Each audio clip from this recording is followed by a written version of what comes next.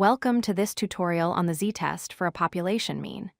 In statistics, this is one of the fundamental tools we use to test hypotheses when we know the population's standard deviation. By the end of this video, you will understand exactly how to calculate the z-score and make statistical decisions. So, what exactly is a z-test?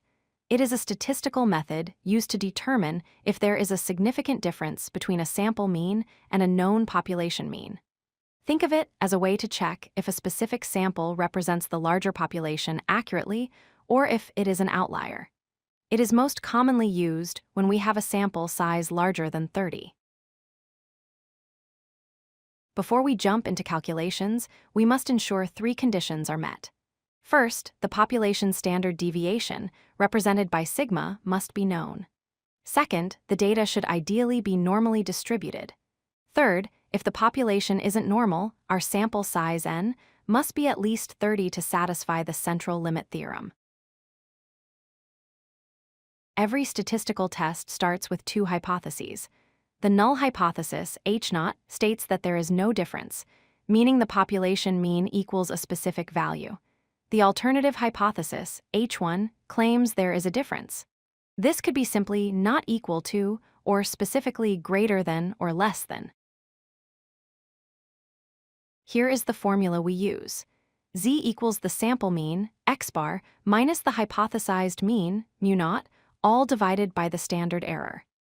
The standard error is calculated as the population standard deviation, sigma, divided by the square root of the sample size, n. Let's focus on that denominator for a second. It is called the standard error of the mean. It tells us how much we expect the sample mean to vary from the true population mean naturally. Notice that as our sample size n gets larger, this error gets smaller, making our test more precise. We visualize our results on a standard normal distribution curve. The center represents the mean.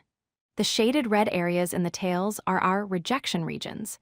If our calculated z-score falls into these red zones, the result is statistically significant, and we reject the null hypothesis.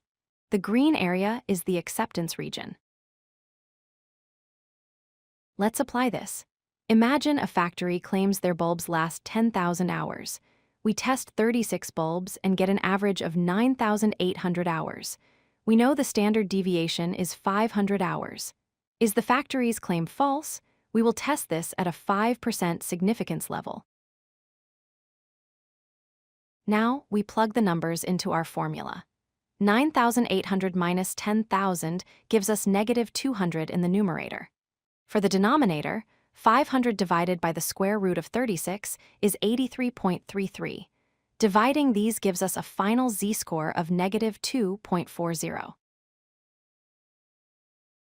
Finally, we make a decision. For a 5% significance level, our critical boundaries are plus and minus 1.96. Our calculated score of negative 2.40 is further out in the left tail, inside the rejection region. Therefore, we reject the null hypothesis. The evidence suggests the bulb's lifespan is significantly different from the factory's claim. If you like this video, hit that like button and don't forget to subscribe. Visit codelucky.com for more such useful content.